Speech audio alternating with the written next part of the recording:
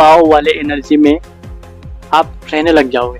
और कुछ नहीं करना है, अपने स्पॉन्टेनियस बीइंगनेस जो साधारणता हमारा जो मौजूदा होने का भाव है उसे चूमो, उसके पैर चूमो, उससे ही भक्ति करो, उसकी ही भक्ति करो, उसे ही पूजो। सारे कर्मकांड, पूजा पाठ, शास्त्रों, वेद पाठ, यज्ञ, तपस्या, साधना से सबसे बड़ी साधना ये है, इसे आत्मा विचार कहते हैं, सेल्फ इंक्वायरी। आत्म साक्षात्कार का सबसे बड़ा और पावरफुल साधना कोई है, कोई राह है तो वो यही है, अपने आप में रहो। अपने को पूजने का अर्थ होता है कि सेल्फ अलग है और बॉडी आइडेंटिटी आपकी छूट चुकी है। बॉडी आइडेंटिटी तभी छूटेगी भाई साहब जब अपने आप को आप बीइंगनेस के माध्यम से जानोगे कि आपका भाव सिर्फ सतोगुण के एक होने मात्र के भाव से ही पैदा हो रहा है। उसके बाद में जिंदगी प्रकट हो रही है, उसके बाद में आप दिन देख रहे हो, उसके बाद में आपको सब सृष्टि दिख रही है। और सृष्टि में डिप्रेशन, रिलेशनशिप हुआ, परेशानी, मस्तिष्क में टेंशन जो भी है वो तब आ रहा है। सबसे पहले आपका वो मैं बोध है, उस मैं बोध के बाद सारी चीजें पैदा हो रही है। रात में आप जैसे सोने जा रहे हो, सोते ही आंखें बंद होने के बावजूद पता होता है आपको कि आप सोए हुए हो, फिर भी वहां पे एक नई दुनिया क्रिएट हो जाती है जो कि सच नहीं है। तब भी आप घबराते हो, सामने अगर शेर आ जाए आप भाग पड़ोगे, आपको पता ही नहीं आपके आप सपना देख रहे हो। अगर आपको ये पता चल जाए कि ये सिर्फ स्वप्न है तो आप उसी वक्त हंसोगे, पर ये कभी नहीं होता है। ये तब तक होता रहेगा जब तक आप खुद को नहीं जान जाते। कहना ये चाहता हूँ कि अगर आप नींद में जाने के बावजूद दूसरी दुनिया आपको भरमा रही है, जिसे हम स्वप्न कहते हैं, तो जागरूक अवस्था भी कौन सा सच हो सकता है? क्या ये अभी स्वप्न नहीं हो सकता? पता चले कि आपने वीडियो पॉज किया और अभी आप नींद से उठे। बस अपने मैं को जानो और कहाँ से प्रॉब्लम्स उठ रही है ये जानो, और मुझे क्यों और कैसे प्रॉब्लम हो रही है ये इसकी फिक्र मत करो।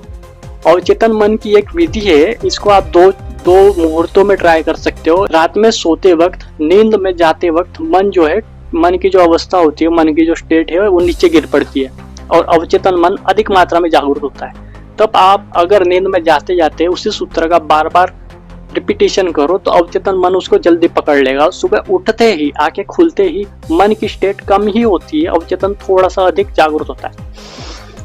इन दो पलों में, सोते वक्त और सोते से ही उठते वक्त, उस सूत्र को बार बार दोहराओ जो आप चाहते हो दिन में।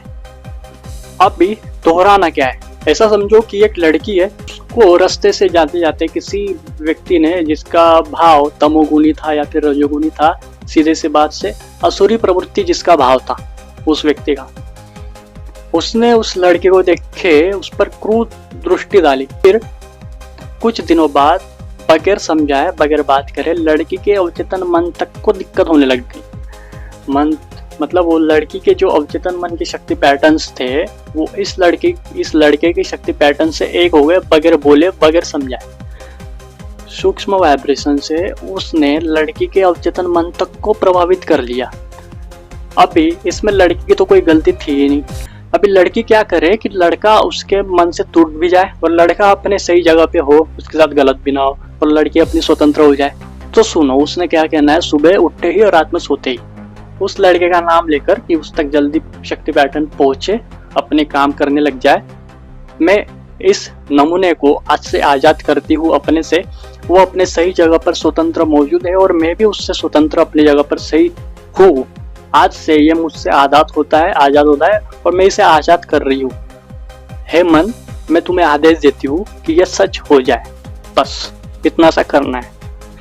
और इसमें आप अधिक भावना, प्रेम भाव, श्रद्धा से आप डेवलप कर सकते हो, जो भी करना है, या फिर इससे विपरीत अलग भी बोल सकते हो। बस मैंने एग्जाम्पल के तौर पे बनाया कि कैसे आप अपने मन भाव तक वो बातें पहुंचाओ। फिर आप प्रार्थना कर सकते हो अपने प्रभु के सामने, ईश्वर के सामने, जो भी आपको प्रेम अधिक बढ़ा रहा हो उसके सामने जाके सरेंडर भाव से।